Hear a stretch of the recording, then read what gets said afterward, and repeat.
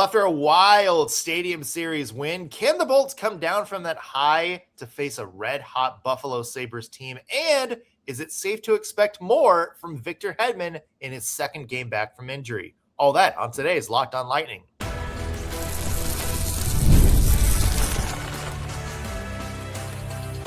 You're Locked On Lightning, your daily podcast on the Tampa Bay Lightning. Part of the Locked On Podcast Network, your team every day. Thank you for making Locked On Lightning your first listen of the day. Every single day, we are your free daily Tampa Bay Lightning podcast, part of the Locked On Podcast Network, your team every day. As always, we want to begin with a shout out to our everydayers. Those of you who tune into every single show, every single day, we love you. We appreciate the support you give us week in and week out. I'm Nick Morgan, and I am joined by the Ben Bishop, by Nikolai Hobby-Bulin, Greg, Steven, and Greg. Back to normal hockey tonight. No stadium, no Pirates, just two tough teams going at it at Benchmark International Arena. You know, Nick, good morning, but I'm still coming down. I'm still up in that high, and I don't think any game will ever compare to that one, you know. Mm-hmm. But here we go. We got the Sabres and the Lightning tonight. Yeah, it's safe to say fans might not be ready to move on from the, I would say, the electricity that was everything that transpired in Sunday's Stadium Series game. But, Greg, it is important that the players do. Because they need to refocus because there is another big game at home tonight. Buffalo Sabres, a team that is in the playoff spot right now. Sabres fans have been waiting a long time to hear those words. And not only in a playoff spot right now, but still red hot. One of the hottest teams in the Atlantic Division. And as we mentioned, the Atlantic Division is still tight. So today we're going to have keys to a victory against the Sabres, some players to watch, and an update on Anthony Cirelli. Left the game in the Stadium Series, did not return. Will he play tonight? And if he doesn't, how are the Lightning going to fix that gaping hole at center at the top of the lineup? More on that coming up on today's show. But first, let's start, Greg, with a talk about Victor Hedman and the defense. We talked on this or touched on it a little bit yesterday. Victor Hedman's first game back. Great to see him back and great to see him be able to come back for the Lightning's first outdoor game because very few people in franchise history have meant as much to this team and have done as much for this team as Victor Hedman. That said, wasn't his brightest performance, I would say. Yeah, would completely agree with that. Tough to see him struggle as much as he did and play so few minutes.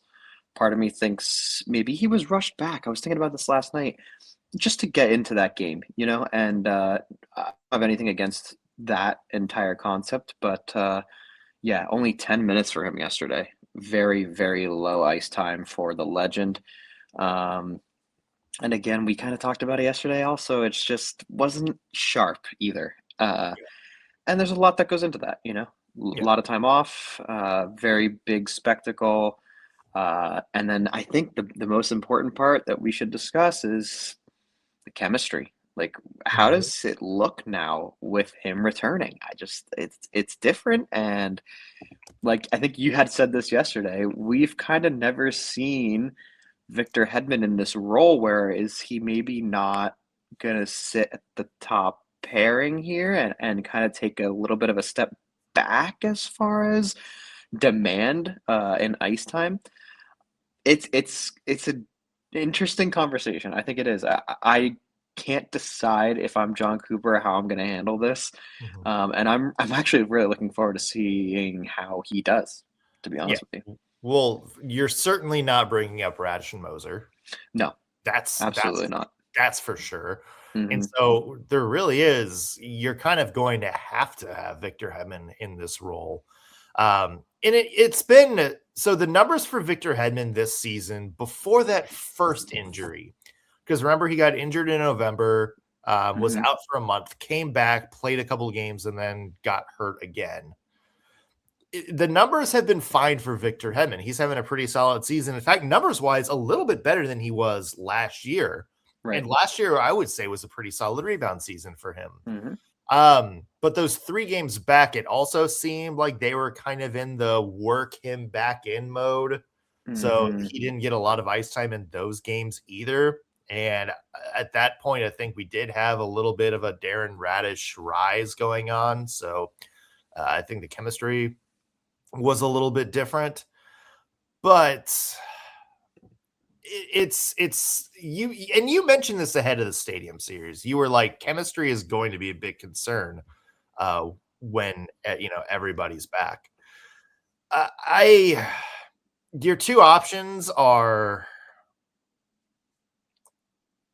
I think, keep the way you had it against the Stadium Series, which is go 7 defensemen as a way to kind of keep protecting Hedman and being able to work him in, work him in certain situations that might work to his strengths.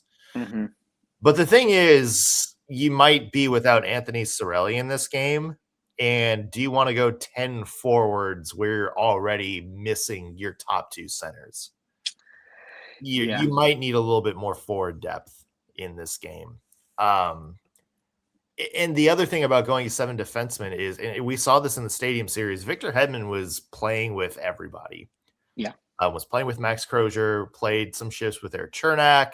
I think JD was playing shifts with JJ Moser, who was his defensive partner last year. And I don't think the chemistry was there. Like, I don't think he kind of got an opportunity to really gel and communicate and work with, any one guy. And I'm wondering, as good as Declan Carlisle has been, I'm wondering if you just don't look at, Max Crozier and be like, we got to get some consistency here. We got to go 6D tonight. Right. Yeah, no, I'm with you, especially like you said, with the 2 centers missing. Huge hole in the Lightning lineup right now. And, I like what you said. Carlisle's been good.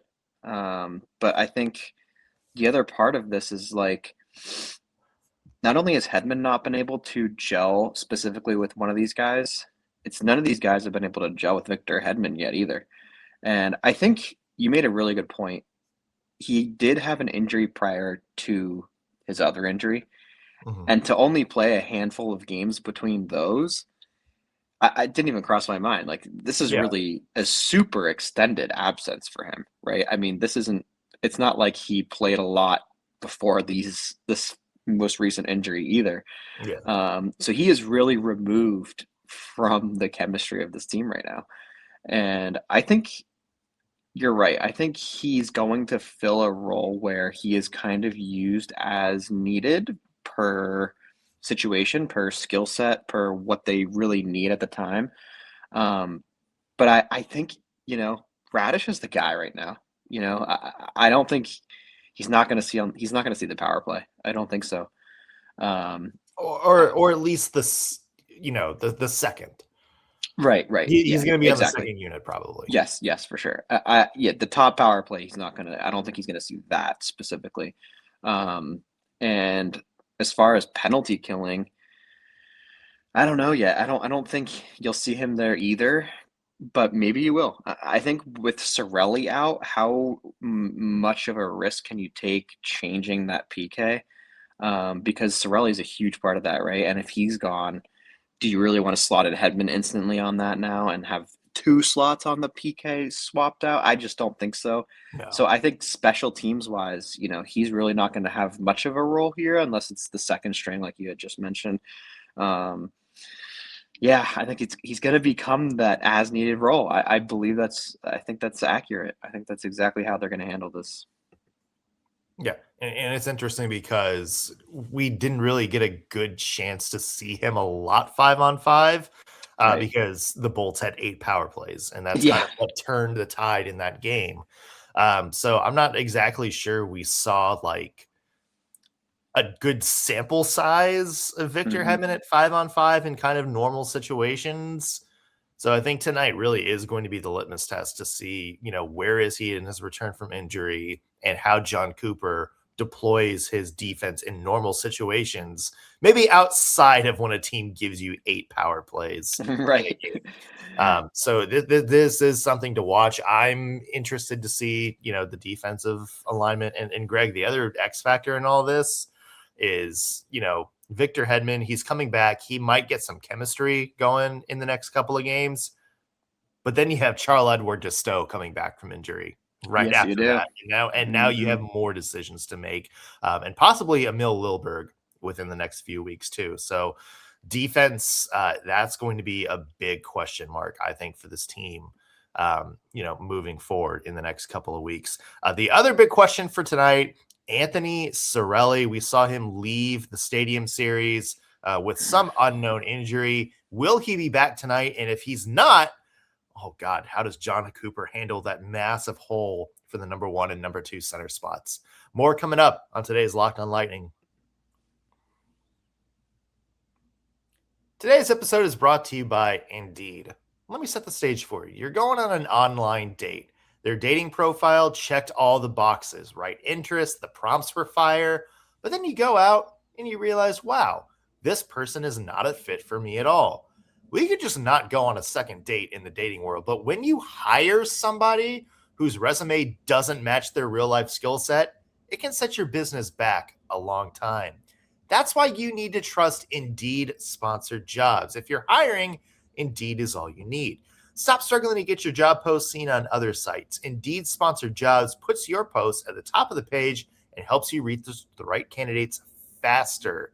If you're hiring, Indeed is all you need. Instead of struggling to get your job post seen on other sites, Indeed Sponsored Jobs takes your listing and puts it to quality candidates whose resume matches your job description. So you get quality candidates faster. That can make a big difference. In fact, according to Indeed data, sponsored job posts directly on Indeed are 90% more likely to report a quality hire than non-sponsored jobs. So spend more time interviewing candidates who check all of your boxes with less stress, less time, and better results using Indeed sponsored jobs. Listeners of Locked on Lightning get a $75 sponsored job credit to help give your job the premium placement it deserves at Indeed.com/locked on. Again, just go to Indeed.com/locked on right now and support the show by saying you heard about it on Locked on Lightning. Terms and conditions apply. Again, if you're hiring, Indeed is all you need. Welcome back to Locked on Lightning. Nick Morgan here alongside Greg Stephen. And Greg, let's talk about the forwards now, because Anthony Cirelli, big question mark for this game. Obviously left the Stadium Series after the first period, took a awkward hit up high from Mark Kastelik. John Cooper didn't have an update on him, but just said, Anthony Cirelli is a tough guy. If he gets a play like that and he can't come back, there's something actually wrong. So, yeah, Greg, we're still kind of up in the air as to whether Cirelli is going to play tonight. Mm-hmm. But if he doesn't, you already don't have Brayden Point, man.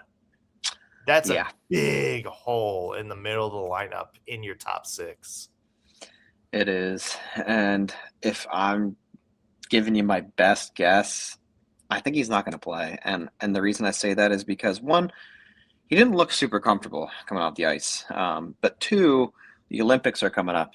And what's the reason here to risk any more injury? I think you kind of just sit and rest a little more if you're Cirelli. And that's tough to say because, the Lightning are so hot, and it's not like you want to just give this game away or weaken your team just because of, the Olympics. But I think realistically, that's probably the case. But like you said, that's a huge, huge hole. I mean, that leaves you with the 3 main centers left, or what, Dominic, James, Yanni Gourde, and Nick Paul. So how does that look moving forward here? And if I had to give you my best guess, I think we see Nick Paul shift up to the top line. We saw it before. Yeah, I think just for pure face-off, I mean, you need Nick Paul. Nick Paul is, or at least this year, the best face-off guy on the team. I would assume we would see a Jack Finley appearance tonight as well to give some depth. Mm-hmm. The other thing I'm not ruling out, Greg, and we talked about this a little bit prior to the season, I think this may be Jake Guentzel center night. Oh, And, we've talked about it. He played some center last year a little bit Mhm. at times. Took a lot more faceoffs. And we kind of wondered maybe this year if they would use him sort of as a center depth piece at times. And I think tonight is that time if neither of your top two centers can go. And, obviously it's going to be interesting because Jake Guentzel was kind of the guy on that second line, sort of anchoring, the skill piece there, and Hagel and Cirelli were with Kucherov up top. You may need to just throw all three of those guys together and maybe just have, Jake Guentzel sort of man the middle of that ice. It is interesting because I think he plays certainly a lot different than both Point and Cirelli. So maybe adjustment in terms of where he is on the ice, or you may need kind of a bumper role. And maybe that is where, somebody like, I don't know, like maybe Gage Goncalves can come in and play with him a little bit to try to, emulate that, sort of net front guy that goes out and gets, the loose pucks and everything like that. But I wouldn't be surprised to see maybe Jake Guentzel try his hand at the center position tonight. Yeah, I think that's a great concept. I don't see why they wouldn't do that. I will say that I see Dominic James and Gage Goncalves the same way that I see Radish and Boza right now. Mm, Those two are starting to feed off each other. I think in the last few weeks, we've really seen them come to life and feel really nice alongside each other. And look, if you throw Guentzel at center in that top line, like you're kind of saying, maybe you even bring Bjorkstrand up to that second line to play with the two youngsters. yeah. Who knows? But I could also see them throw Nick Paul up there at the top. I think there's a lot of ways they could handle this, but the one thing I think is safe to assume is that fourth and bottom line is going to need some fill-in, because if Cirelli doesn't go, you got two slots open there, and I don't think you roll 7D again, but maybe, I don't know. Yeah, I don't know. If you don't roll 7D, you're getting both Curtis Douglas and Jack Finley in the mix. You Is are, that the yeah. kind of game you want to play tonight? You may have to. I don't know, because Declan Carlisle, I would say, is probably played better than both of them. But like I said, agreed. I think chemistry of the defense is something to watch out for. Speaking of tonight's game, let's talk about the Buffalo Sabres, Greg. Obviously, one of the best stories of the year. This is a team that hasn't made the playoffs since 2011, I believe, and desperate, absolutely desperate for something to cheer for this year, and they finally have it. They're on a great run this year. Greg, what do you see when you look at the Buffalo Sabres as a team? Oh man, they just have come to life finally. Eighth in the league on the PK. Something that I think the Sabres have really lacked is defense, and in the last few years, I mean. Yeah. And I saw them more as like, wow, they have Tage Thompson, and like their offense looks like it's growing every season, and it's really just that defensive side of their game. But realistically, eighth on the penalty kill. Their goals against only 14th in the league. I mean, they're right in the middle of the pack, and their goals for, like I said, their offense just continues to grow. They're fifth in the league, 3.4 goals a game. They just look all around solid. And you know what even caps this all off is their goaltending has been great. The only flaw that I can really tell you right now is they are one of the only two teams in the league that are worse than the Lightning on the faceoff dot. They are last in the league on the dot, so that's great for the Lightning, obviously. But yeah, Sabres, unbelievable team. I think they're 7-2-1 in their last 10, if I'm not mistaken. They are Just rolling, man. I mean, we know the Atlantic as a whole is just rolling, but Sabres are looking sharp right now, dude. This is not an easy game by any means. No. And we mentioned a lot of stuff that can be helped by good goaltending, and the Sabres have been this year, because Alex Lyon, who they got in the Red Wings in the offseason, has been phenomenal. 914 save percentage, 2 shutouts. That's a player that I think has really stepped up, and I think that's kind of the biggest X factor for the Sabres this year compared to past years, is that goaltending is finally there. And look, you can be a pretty decent team, but if you have a goaltender that's playing at an above average level like the Sabres are this year and Alex Lyon, that's somebody that, you know, that erases a lot of mistakes and can really help your team grow. We've seen that from Andre Vasilevskiy a lot in past years. So we're seeing it this year for the Sabres. The other person I want to call out, because the Sabres defense is stacked. Obviously, you have Rasmus Dahlin over there. You know, hot scorer this season from the blue line. You know, obviously Owen Power, number 1 pick from a couple of years ago, also fantastic, and Bone Byram. The player to watch for me on that blue line is Mattias Samuelsson. Nice. He's been the complement to Rasmus Dahlin in that top line. It's interesting because I think they have a little bit of a, you know, I'll say a little bit of a Radish Moser compact where Dahlin's kind of the YOLO guy and Mattias Samuelsson is the defensively responsible one, hangs back, able to take care of the big load. But the only thing is Mattias Samuelsson can score. You know, over 30 points this year, almost 10 goals. So, you know, he's got a pretty good shot from the blue line. So not only do you have a defensively responsible guy in Samuelsson, but you also have a guy that can jump in and contribute on offense too. And look, obviously we mentioned Tage Thompson is one of the, you know, best scorers for the Buffalo Sabres, one of the top scorers in the league this year. Alex Tuck, that's going to be an interesting storyline, but he's having another good year up front. But it's that defense to me, Greg, a dangerous scoring defense that I think the Lightning are going to watch out for tonight. Yeah, agreed. I mean, 3 defensemen with over 25 points. That's a great thing to have on any team. I think it's Dahlin who has 10 points in his last 5 games.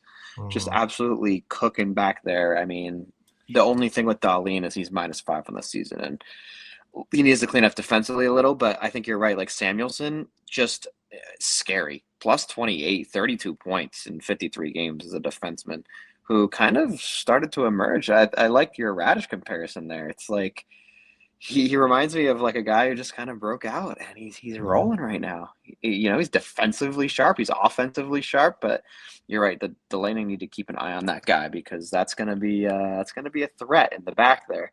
And then obviously, like you mentioned, you got the main guys out there too. Like you got to watch out for. It cannot be a giveaway team this game. Because if you turn the puck over to Tage Thompson, he's tickling the twine. It's going in. Yeah. Well, you might have jumped the gun a little bit because after this break, I'm going to ask some keys to the game for the Buffalo Sabres and how the Lightning can get a win. Plus, Greg, it's the over-under time. Oh, no. Can we hit this game and Wells hit our prediction for a goal score? More coming up when Locked On Lightning returns.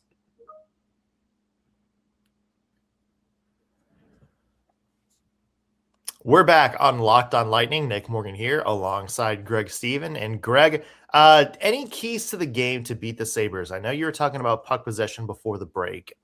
Is that your biggest one, or is there another one that you are pitching right now? All right, I'm pitching. Let me ask you before I tell you. Did you see the Kucherov interview after the game yesterday? About Andre Vasilevskiy? Yes. Mike, you mean Mike Tyson Vasilevskiy? Yeah, he called him White Tyson. Yeah. White. I did not hear the White Tyson part. My key to the game tonight is White Tyson. I think if he shuts the door, I think this is a good goaltending battle tonight. Like you had mentioned earlier, Alex Lyon been absolutely sharp for them. I mean, UPL too, Ukko-Pekka Luukkonen, they're both just so good. But I think Vasi, if he can really close the door tonight, he's looked unbelievable this year. I'm not going to lie to you. I think this might be one of his best seasons. I think if he remains as sharp as he's been, Sabres are going to have a hard time winning this game. Yeah, especially after that first week or first month or so of the season, Vasi's been dialed in. To me, Greg, it's all about sort of the mindset of the Lightning going into this game. You know, can you sort of zen center yourself after that pure chaos that was the Stadium Series? Look, you're coming into this game against another tough team. And, you were able to do so much good stuff in that stadium series, but now it's time to unwind a little bit. And it's time to go back to quote unquote normal hockey. So for me, the key to this game for the Tampa Bay Lightning is being able to take a step back and be able to kind of recenter yourself. Can you get back in sort of the regular day-to-day mindset? And if they're able to do that, I think they are going to have a good chance to win this game. But it is a little bit of an unknown because, you are on that high. It's like going on a big vacation and then having to go back to work and you're just in a rut for, maybe your first week or maybe forever, depending on what your job is. And I think if you're the Lightning, you have to be able to kind of pull yourself out of the excitement of that last game and go, okay, it's time to go back to brass tacks now. Yeah, definitely correct with that. And it's going to be a tough adjustment, I think, but luckily you just gotta dial it in for this one game because this is the end, right? I mean, we're going into the Olympics soon, and let's just refocus one more time, get the job done.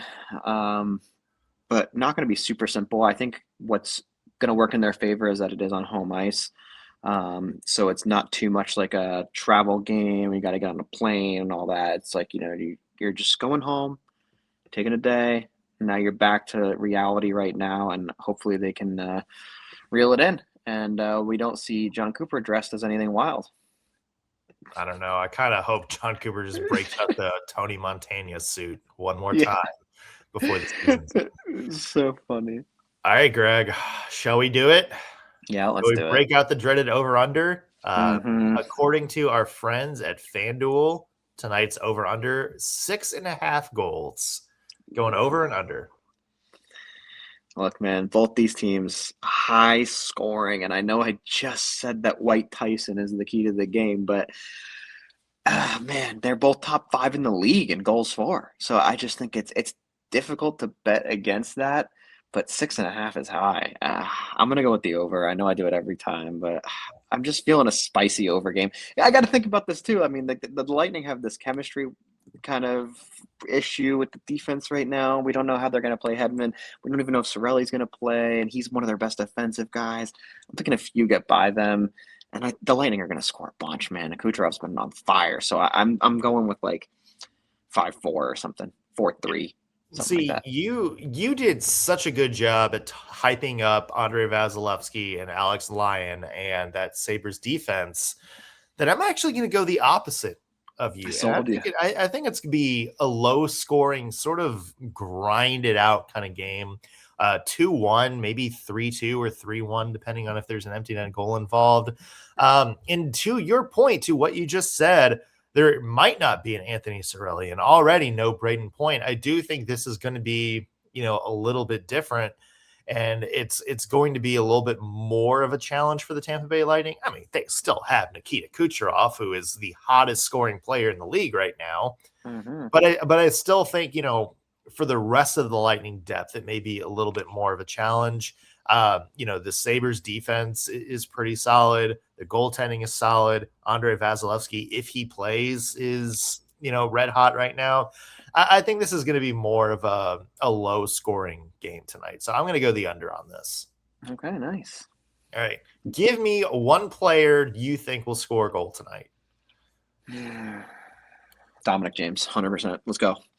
I think, okay. Yeah, he's been so spicy, and I really think that he and Goncalves are going to step up a bit here, knowing that, they're missing 2 key centers, and they're going to put the team on their back a little bit here. I think this little line is going to sneak up on the Sabres. I think the Sabres are going to be so focused on guys like Guentzel and Hagel and Cooch. They haven't faced the Dominic James energy yet. Wait till you see that little guy going around. I think Dominic James scores a goal tonight. It's Dominic James plus 430, and it's interesting. I love your reasoning, but I'm going to go a different player. I'm going to go Gage Goncalves. Nice. That's a player that I think has done really, really well at adjusting, and I think really, really well at he's a guy that can really play with some other high-quality players. And I think, if Cirelli's out, he may have an opportunity to play with some different guys.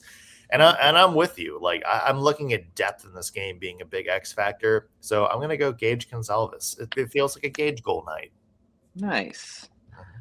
Well, we'll see if we're right. As always, on tomorrow's Locked on Lightning, we'll have a full recap of the Bolts taking on the Sabres tomorrow morning. In the meantime, be sure you follow us on social media, Locked on Lightning on Instagram, TikTok, pretty much anywhere you scroll. Also, if you're watching on YouTube or listening in your favorite podcasting platform, whatever you're doing, listen or hit that subscribe button. Words are hard right now at 7 in the morning. Hit that subscribe button so you'll know when we have new content out for you. And it helps us with our numbers a little bit. So win-win for everybody. That's going to do it for us on today's Locked on Lightning. Thanks for making us your first listen of the day. Back with a new episode tomorrow. We'll see you then.